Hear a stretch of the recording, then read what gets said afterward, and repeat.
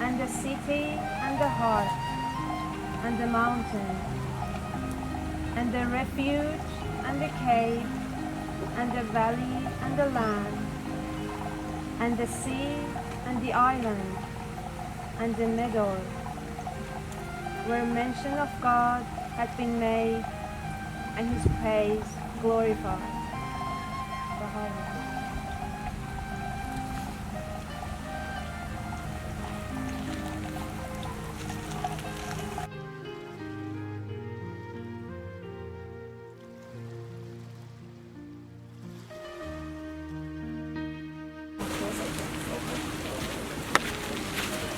Good morning all. Woman Jika, welcome to all of you today. Out of respect to everybody here, could I please ask that you take this time to either turn off your mobile phone or put it to silence, please. Before beginning, I would like to acknowledge the Jaja Wurrung people, who are the traditional custodians of the land that we are standing on today.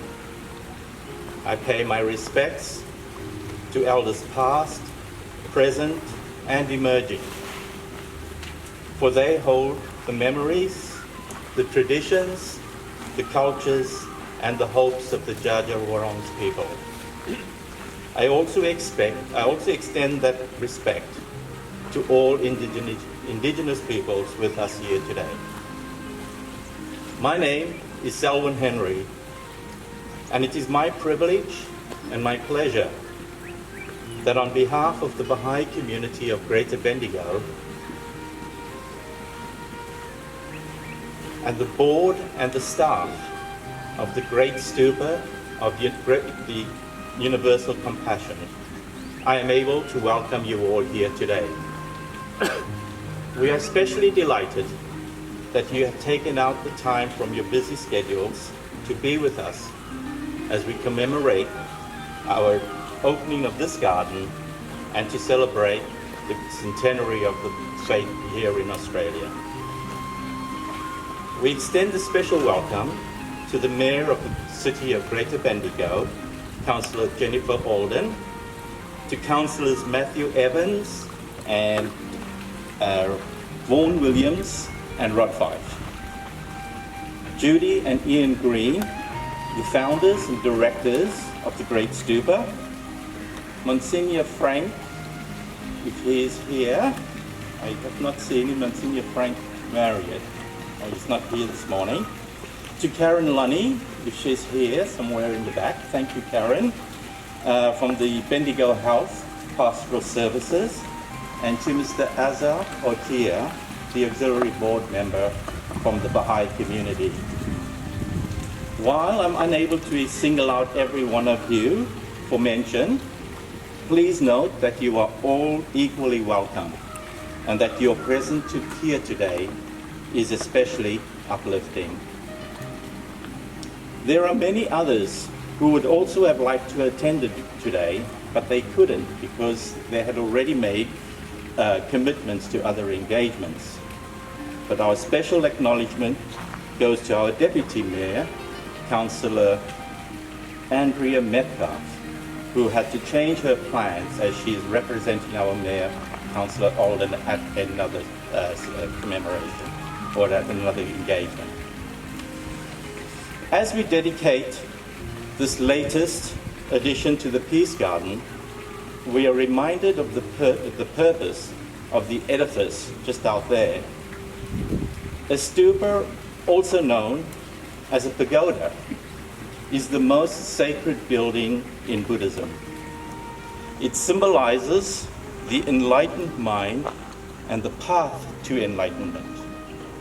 Some of the objectives of the Great Stupa of the Universal Compassion are to inspire people to seek a peaceful and spiritual path, to provide a refuge of peace and serenity for all, and especially those in need, and to be of service to as many beings as possible. The Peace Park that we're in right now is dedicated to interfaith harmony, with many symbols from different religions and different faiths. The small Baha'i community of Greater Bendigo, without hesitation, sought to participate with a symbol of their own towards the same end. Australian Baha'is also, at this point, look back in gratitude to the founders of the Baha'i faith in Australia, Clara and Hyde Dunn. As the Baha'i community grows in numbers, it recognizes the tremendous courage of the Dunns, their tenacity and love for everyone who crossed their path. It brings to mind the proverb that from little seeds, great oaks grow. I am sure that this sentiment is well shared with that with Ian Green, who years before had the vision of a stupa serving the community, a rather insurmountable goal at the beginning. But years of dedication and hard work has seen the realization of this wonderful facility dedicated to all. Ian became a student of Buddhism in the 70s. He has undertaken training at the Kopan Monastery in Nepal and at Buddhist centers in Australia. In 1981, Ian and his wife Judy moved to Bendigo to set up the Atishas Buddhist Center. In August of that same year, Lama Yeshe laid out the master plan of the Bendigo land, which included a monastery, a lay community, an aged facility, and right in the center, a great stupa. Ian's life work has been the building of the Great Stupa of Universal Compassion. He has continued the role as chairman of the Great Stupa of Universal Compassion Limited until the present day. Ian's work has been recognized with the meritorious Award for Excellence. He has continued in the role of Chairman of Excellence in Multicultural Affairs, by the Government of Victoria. And in 2020, Ian was awarded a medal of the Order of Australia for his service to Buddhism and multiculturalism. Ian will address us today on the value of the Baha'i Garden to the Great Stupa of Universal Compassion and on the similarities between Buddhist and Baha'i faiths. Will you please join me in welcoming Ian to the microphone? Thank you.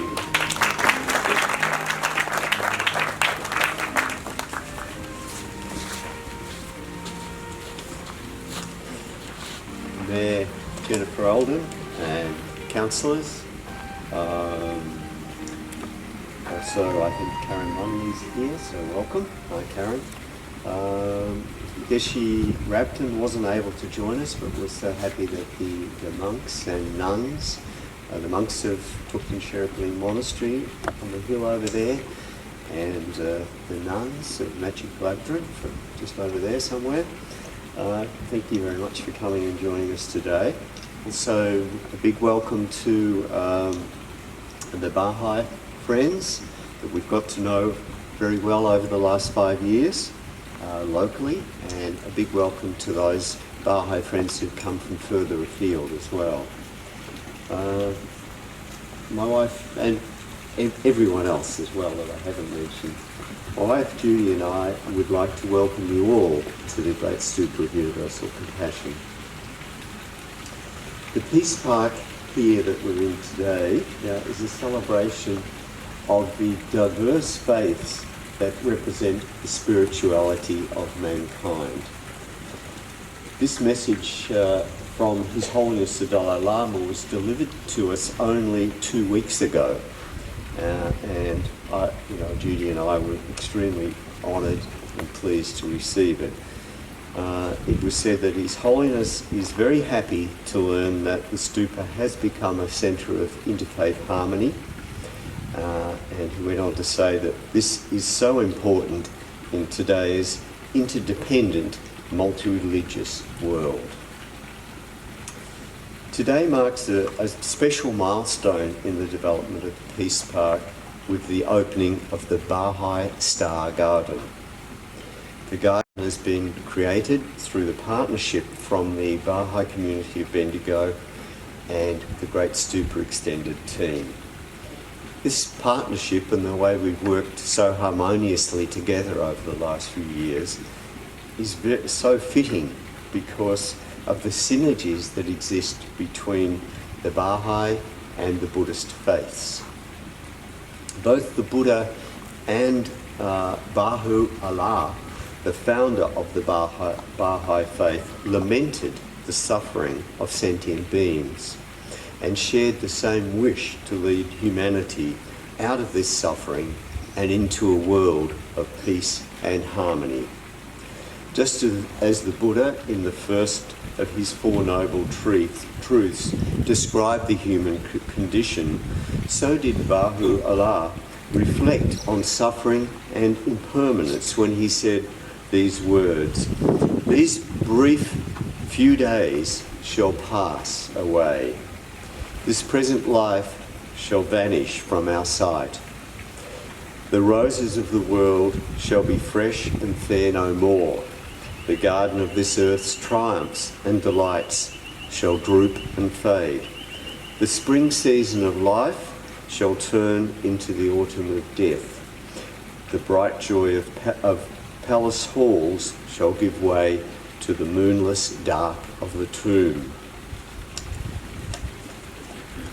Despite the first noble truth in these words, the actual essence of Buddhism and Baha'i is extremely positive because they both provide a way out of the suffering world that we exist now into a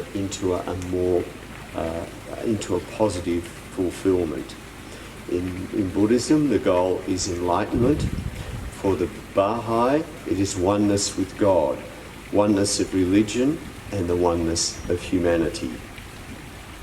This oneness is symbolised by the 9-pointed star that we've actually represented here in our garden, where each point of this star represents each of the major faiths that have come together to make up one star.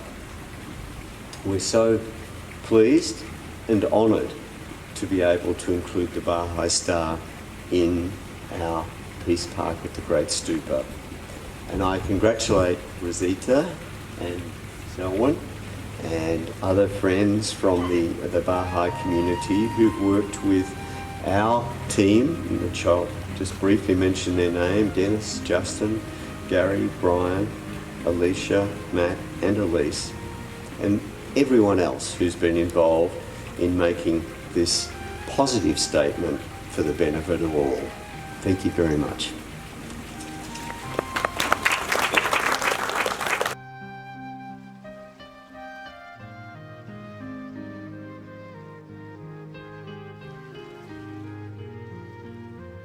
Prayer revealed by Baha'u'llah himself. She will chant this prayer in Arabic for you. Thank you.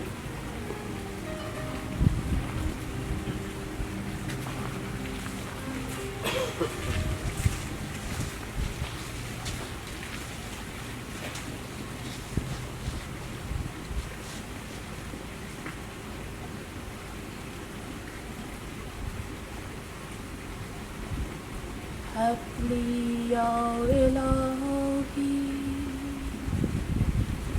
كما له بك فرضا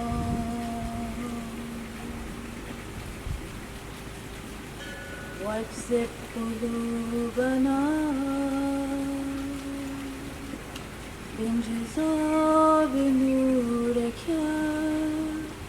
يا برهان يا سبحان هب لي يا إلهي كمال حبك ورضا واجذب قلوبنا انجذاب نورك يا برهان يا سبحان وانزل علي نفحاتك في أناء الليل وأطراف النهار بجودك يا منان.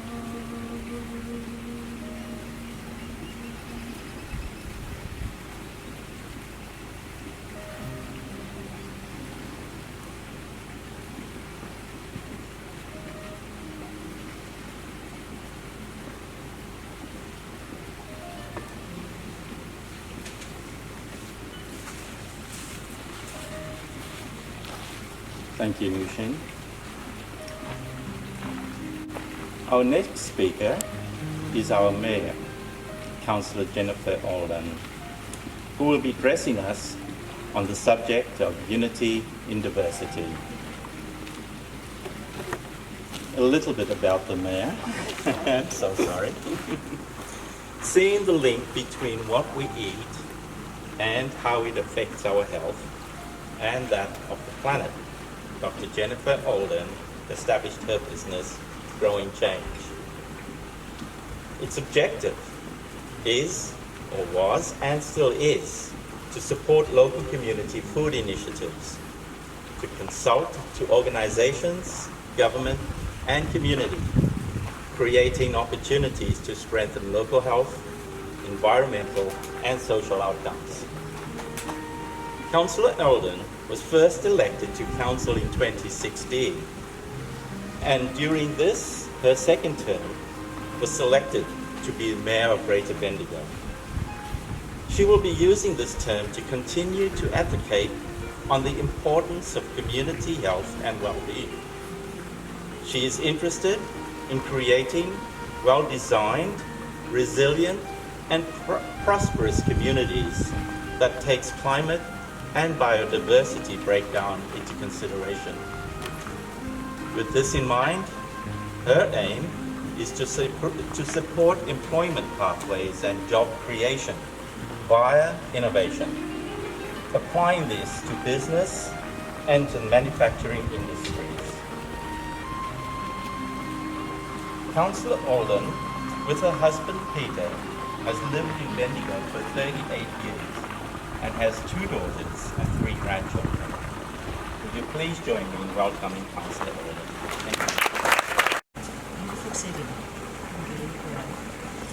To begin, I'd like to acknowledge the traditional owners of the land on which we meet and pay my respects to the Dja Dja Wurrung, their leaders and elders, past, present and emerging. I'm really pleased to be joined here today by Farahmand, who is the Director of the Great Stupa of Universal Compassion, and his wife Judy, for the community, fellow councillors and members of the Baha'i community of Greater Bendigo. This Peace Park is a remarkable place. It's a wonderful dedication and a celebration of Greater Bendigo's interfaith community. I'm very proud of it. It's fitting that the Baha'i Star Garden is being added to the park, just as the faith celebrates 100 years in Australia. The main principle of the faith is that mankind is one family, regardless of race, colour, spiritual beliefs, customs or backgrounds. In many ways, whether we practice the Baha'i faith or not, we would all agree in its principles of equality, human rights for all, an end to all forms of prejudice, shared wealth and resources. There is unity in diversity, in different ways of thinking, in welcoming people who share an alternate view to our own, or who think similarly but perhaps use a different turn of phrase. An open mind is all we need, and from this we will benefit from being able to nourish our own thoughts and beliefs.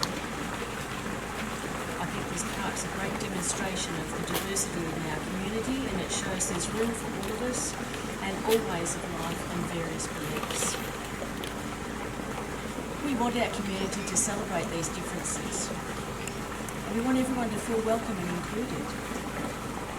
Greater Bendigo's recent accreditation as a welcoming city, the first local government area in Australia to receive this honour, tells us we're on the right track. I thank the Baha'i community for sharing the writings of their faith, and I'm pleased to read out a summary of that writing of a small part, which I feel captures why diversity is so important and how, despite our differences, we're united in by many common elements. Consider the flowers of a garden. Though differing in kind, colour, form and shape, they are refreshed by the waters of one spring, revived by the breath of one wind, and invigorated by the rays of one sun. How unpleasing to the eye if all the flowers and the plants, the leaves and blossoms, the fruit, the branches and the trees of that garden were all the same shape and colour. Diversity of hues, form and shape enrich and adorn the garden and heighten the effect thereof. How dull would a garden be with no variety, and how sad it would be to live in a community that lacked diversity.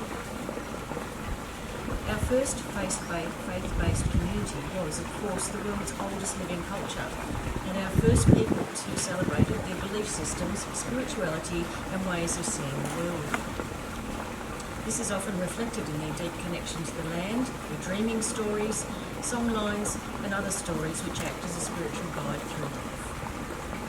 The gold rush of the 1850s sparked a lasting change in the physical and cultural landscape of our region, bringing with people of many faiths. Today, Greater Bendigo is best described as a unique, progressive municipality, and I'm so pleased for Baha'i people to be represented in this beautiful interfaith space.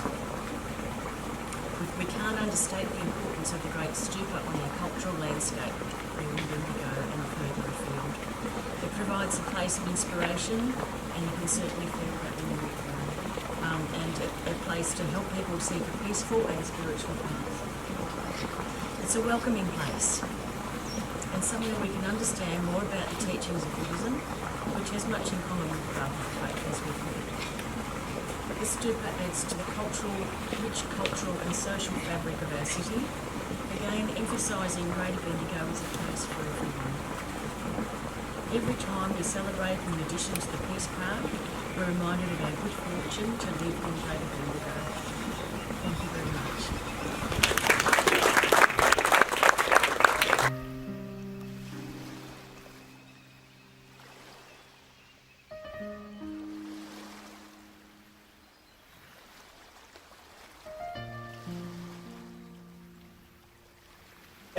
community, having moved here 3 years ago.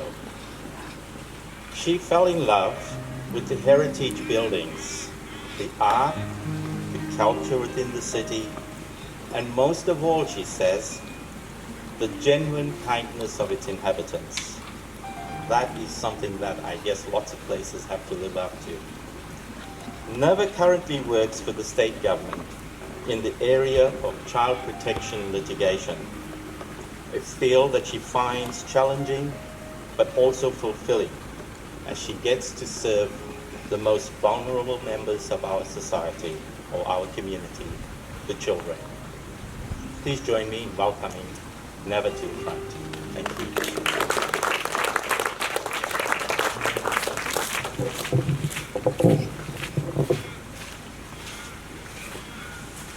Thank you, Stalin. Before I start, I too would like to acknowledge the traditional owners of the land that we meet in today, the Dja Dja Wurrung people, and elders past, present and emerging. I'd also like to acknowledge members of the Indigenous community who may be with us today, the Mayor of the City of Greater Bendigo, Mayor Jennifer Alden, other councillors and dignitaries who are with us today, Ian and Judy Green, and members of the Baha'i institutions, including our auxiliary board member. But most of all, I'd like to welcome you all on behalf of the Baha'i community of Bendigo. It means a lot to have you join us today, and we truly see you all as part of our family. In fact, one of the central teachings of the Baha'i faith is the unity of humankind and the recognition of the fundamental truth of the oneness of humankind. The Baha'i teachings teach that the well-being of mankind, the peace and security are unattainable unless and until its unity is firmly established. As you may know, the Baha'i faith is a worldwide faith based on the teachings of Baha'u'llah, the founder of the faith, who first revealed his message in 1863. In thousands upon thousands of locations around the world, the teachings of the Baha'i faith inspire individuals and communities as they work to not only improve their own individual lives, but also to contribute to the advancement of civilization. According to the sacred scriptures of the Baha'i faith, all human beings have been created to carry forward an ever-advancing civilization. The notion that every nation, community, but also every individual has a part to play in building a peaceful and prosperous global society is central to the work of the Baha'i community. Humanity is in the midst of an ongoing process of spiritual, moral, social, and scientific development. The world today is at a threshold of a new stage of global connection and interdependence. As Baha'is, we believe that the hallmark of this stage will be the growing awareness of the oneness of humankind, a principle that will come to infuse all facets of organised life. As you would know, we are here today to dedicate this wonderful 9-pointed star behind me in the Peace Garden and commemorate also the centenary of the Baha'i faith being established in Australia. As Ian Green mentioned before, the 9-pointed star is a powerful symbol of completeness and unity, not only for Baha'is, but for other organisations and traditions. Baha'u'llah teaches that the religions of the world come from the same source and are successive chapters of the one religion from God. In a world struggling to establish peaceful coexistence and amongst diverse peoples, Baha'u'llah challenges humanity to reject division and instead embrace a unifying vision for the future of society. The stupa and the grounds that we meet on today are a beautiful reflection of the core unity amongst religions. And on behalf of the Baha'i community, I would like to applaud and acknowledge the marvellous efforts of the local Buddhists in exemplifying the oneness of religion, and as a part of this, gaining interfaith dialogue and understanding. We are delighted to join them and support these efforts. This year we are celebrating the 100-year anniversary of the Baha'i faith in Australia, and I would like to briefly take this opportunity to speak of our rich but short history in the country. The founders of the Australian Baha'i community were John Hyde Dunn and Clara Dunn, who arrived in Sydney on steamship Sonoma from the United States on the 10th of April in 1920. Hyde Dunn was an Englishman who had immigrated to the United States. Clara Dunn was born in London to Irish parents, however was raised in Canada. They married later in life in 1917 after their first partners had passed away. Both Hyde and Clara Dunn had embraced the Baha'i faith in the United States in the earlier years of the 20th century. They both met Abdul Baha, then the head of the Baha'i faith, but also the son of Baha'u'llah, in San Francisco during Abdul Baha's heroic visit to the US and on Canada in 1912. He made an impact on them that lasted their entire lives. The Dunns were inspired by Abdul Baha to travel across the world to found a new religious community based on the teachings of Baha'u'llah. He supported their decision to move to Australia, writing to them in December 1920, where he stated, "This journey is pregnant with great prosperity, because great results will issue therefrom. At present it is full of hardship, but later on favour, comfort and happiness will be bestowed." At the time of their arrival, Hyde was aged 65 and Clara was 51. They had meagre financial resources, ongoing health concerns and very limited contacts and knowledge of Australia. The qualities of courage, faith, persistence and audacity sustained them. Hyde Dunn found employment as a travel salesman for the Bacchus Marsh Milk Company, soon acquired in what we probably know as today as Nestle. His work took him across the country, travelling mainly by train, and by 1923 he had visited 225 towns. He worked for Nestle for nearly 12 years, travelling to every state and major city town in Australia. An engaging speaker who never lost his British accent, he spoke about the Baha'i teachings wherever he went, be that in churches, at events inspired and organised by social enterprises, philosophical movements and in private homes. He had a friendly disposition and distinguished upright appearance, and he has been described as great-hearted and heroic. Clara Dunn often accompanied her husband in his travels, and she would host guests and give public talks herself. Clara, who was a trained nurse, would attend to charity work, including to the tending of orphans and those who were infirm and ill. Through their tireless efforts, local communities were established in Sydney, Melbourne, Auckland, Brisbane, Adelaide, Perth and Hobart. The Baha'i community in Bendigo started to form some much time later in the 1950s. Effie Baker was the first woman and the first Victorian to embrace the faith in Australia, and she lived in Denali, which is less than an hour's drive from here. Following the passing of Hyde Dunn in 1941, Clara continued to serve the growing Baha'i community with great vigour, travelling frequently to visit and encourage Baha'is across the country until she was well into her 80s. In 1952, both Clara and Hyde Dunn were designated as Hands of the Cause, the highest honour that could be bestowed on any individual Baha'i. Clara Dunn passed away in 1960 at the age of 91. She was buried alongside her husband at Woronora Memorial Park in Sutherland, Sydney. To the community they founded, they will always be remembered as Mother and Father Dunn. Their services in Australia is of great significance, not only to the Australian Baha'i community, but to the international Baha'i community. Today, the Baha'i community is spread throughout all regions of Australia, and globally there are more than 5 million Baha'is spread worldwide and in most countries. Australian Baha'is come from a wide variety of backgrounds and walks of life, and are united by a shared commitment to reflecting how to better foster spiritual life and contribute to the progress of the Australian society.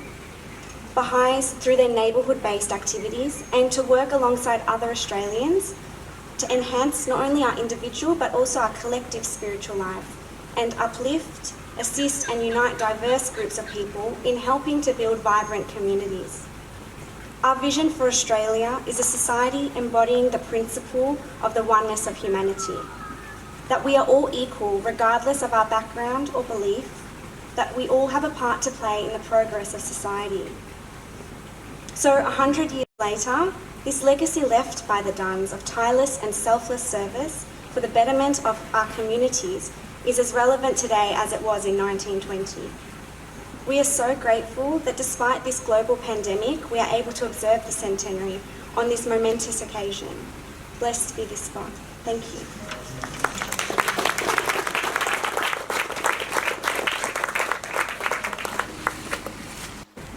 Julian has been a member of this Baha'i community as well for close to 2.5, 3 years himself. And as you can see that there are quite a number of members of the Baha'i community who have recently moved in, bolstering the strength of the community here itself.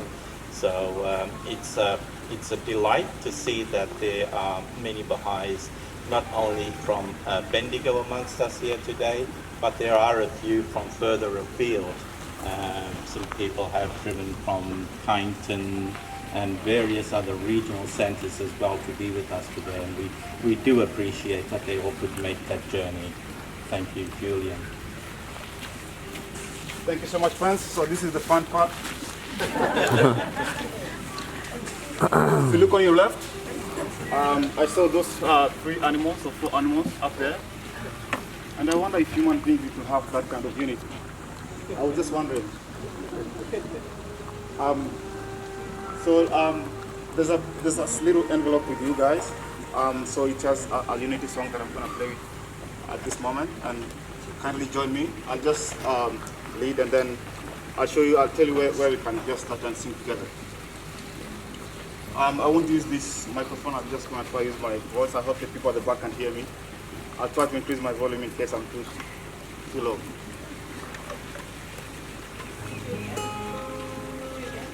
The words of the song are inside of the book. Yes, the words of the song are inside the book. The book letters. You guys just have it.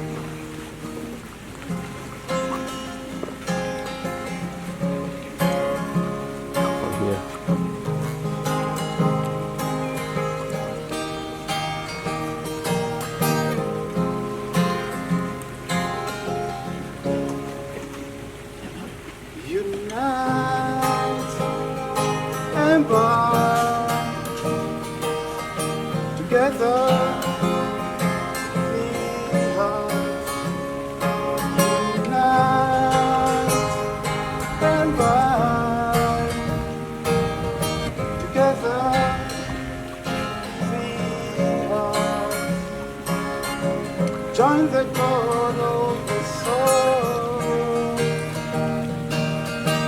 Join the God of the soul.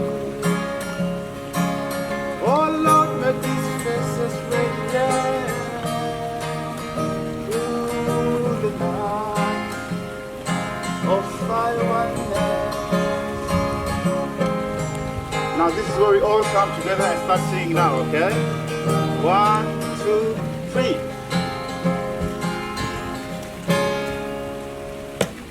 Unite and bind. I can't hear you guys. Together. That's better. One more time. Unite and bind together. Oh Lord. Oh Lord, make this radiance through the light of thy oneness. Oh Lord. Oh Lord, make this radiance through the light of one oneness. Where there is love, love, love. Where there is love, love, love. Nothing is too much trouble. Nothing is too much trouble. Where there is love, love, love. Where there is love. Nothing is too much trouble. Nothing is too much trouble.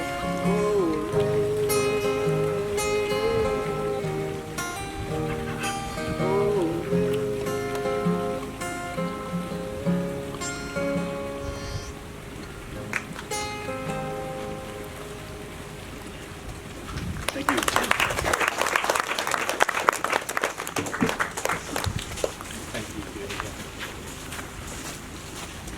Thank you, Julian.